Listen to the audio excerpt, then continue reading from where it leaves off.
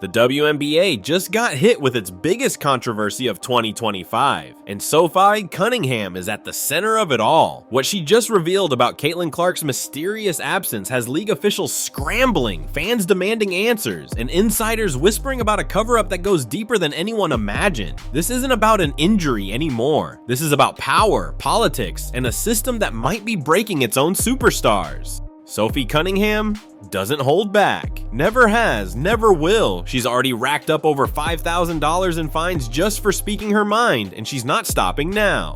When she went on that podcast last week and dropped bombshell after bombshell about what's really happening behind closed doors, the league tried to silence her again. But this time the truth was already out there. According to Sophie, Caitlin Clark could be playing right now if she wanted to.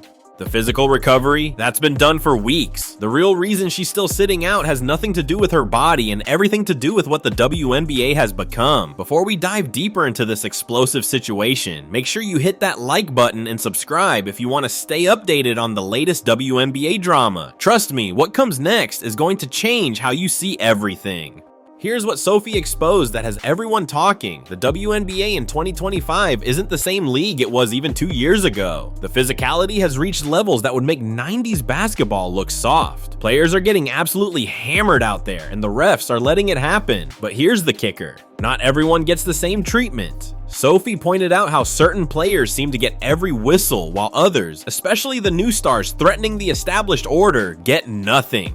She watched Caitlin take hit after hit during her rookie season, plays that would have been flagrant fouls for other players, and the refs just swallowed their whistles. But that wasn't even the most shocking part of Sophie's revelation. She claimed there's been a deliberate effort to slow down Caitlin's rise. Think about it, Caitlin Clark didn't just bring talent to the WNBA, she brought millions of new fans, sold out arenas, and record television ratings. She made women's basketball must-watch TV for the first time in decades, and that threatened people who'd been comfortable at the top for years. Sophie suggested that certain veterans and even some league officials weren't happy about a rookie getting all the attention and endorsement deals they'd been waiting their whole careers for. The numbers back up Sophie's claims in ways that are impossible to ignore. During Caitlin's rookie season, she averaged 37 minutes per game, but took more uncalled hard fouls than any other guard in the league. The advanced stats show she was hit on drives to the basket 43% more often than the league average. Yet her free throw attempts were 20% below what they should have been based on her usage rate. That's not normal variance. That's a pattern. What happened next would shock everyone who thought they knew how the WNBA operated.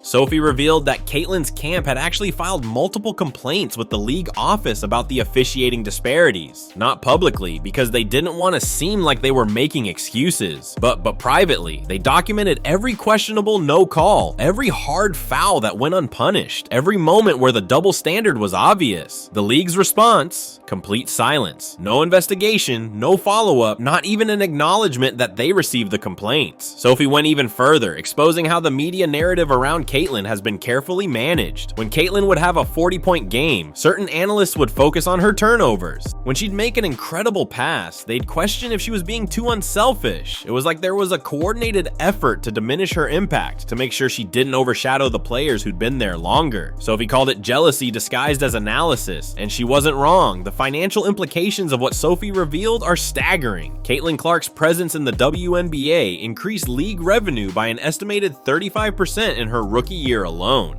Jersey sales went through the roof. Attendance numbers hit records that hadn't been touched in over a decade. Yet somehow, the player responsible for all this growth was being treated like she needed to earn her stripes through unnecessary punishment. Sophie pointed out the hypocrisy. The league was happy to cash in on Caitlin's popularity while simultaneously allowing her to be targeted on the court. But here's where things get really interesting. Sophie dropped a bomb that nobody saw coming. She claimed that Caitlin's extended absence isn't just about healing or even about the treatment she's received. It's a calculated move, a statement. Caitlin and her team are essentially saying, if you won't protect your biggest asset, maybe that asset needs to reconsider its value to you.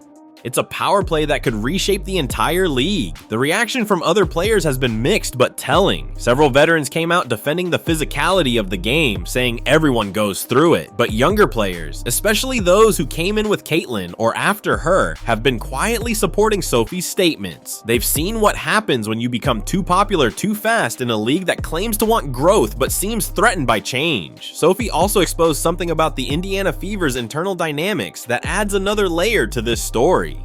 Apparently, there's been tension between wanting to protect their franchise player and not wanting to rock the boat with the league office. The coaching staff has been caught in the middle, trying to develop game plans that minimize Caitlyn's exposure to hard fouls while still letting her play her natural game. It's an impossible balance, and it's been affecting the entire team's chemistry. What makes Sophie's revelations even more credible is her track record. This isn't someone looking for attention or trying to create drama. She's paid thousands in fines for speaking truth to power. She's risked her own career to call out inconsistencies and unfairness. When Sophie Cunningham speaks, it's because something needs to be said. Consequences be damned. The timing of Sophie's exposés is particularly significant. With the 2025 season approaching and Caitlyn's return still uncertain, the pressure is mounting on the WNBA to address these issues. Sponsors are asking questions. Broadcast partners want to know when their biggest draw will be back. And fans, especially the millions of new ones Caitlyn brought to the sport, are starting to lose patience with the lack of transparency. Sophie revealed another shocking detail that explains why this situation has dragged on so long. There's apparently been a behind-the-scenes negotiation between Caitlyn's representation and the league about implementing new player safety protocols, not just for Caitlyn, but for all players. They want consistent officiating standards, real consequences for targeting star players, and transparency in how complaints are handled. The league has been resistant, viewing it as one player trying to change the entire system, but that resistance might be crumbling. Sophie mentioned that several team owners have started pressuring the commissioner to resolve this situation. They've seen what Caitlyn Clark means to their bottom line, and they're not willing to lose that over stubborn pride or protecting the status quo. Money talks, and right now it's saying that the league needs Caitlyn Clark more than she needs it. The psychological toll this has taken on Caitlyn is something Sophie touched on carefully, but meaningfully. She described a young woman who came into the league with pure love for the game, only to find herself in the middle of politics and jealousy she never asked for. The physical hits were one thing, but the mental and emotional exhaustion of constantly fighting for fair treatment while maintaining a positive public image has been draining. Sophie's most powerful statement might have been when she compared the situation to other sports leagues that face similar crossroads. When Michael Jordan entered the NBA, the league had to decide whether to let teams physically punish him or protect their golden goose. They chose protection, and basketball exploded globally. The WNBA is facing that same choice with Caitlyn Clark, and so far they've chosen wrong. What really has people talking is Sophie's prediction about what happens next. She believes this standoff will end one of two ways. Either the league caves and implements real changes to protect its stars, or Caitlyn Clark makes a move that nobody sees coming. Sophie wouldn't elaborate on what that move might be, but the implication sent shockwaves through the basketball world. Could Caitlyn consider playing overseas? Would she sit out an entire season? The possibilities are both endless and terrifying for a league that needs her star power. The international angle is particularly intriguing. Sophie mentioned that Caitlyn has received massive offers from European and Asian leagues. We're talking about contracts that would triple her WNBA salary, with guarantees about playing time, marketing rights, and most importantly, proper officiating protection.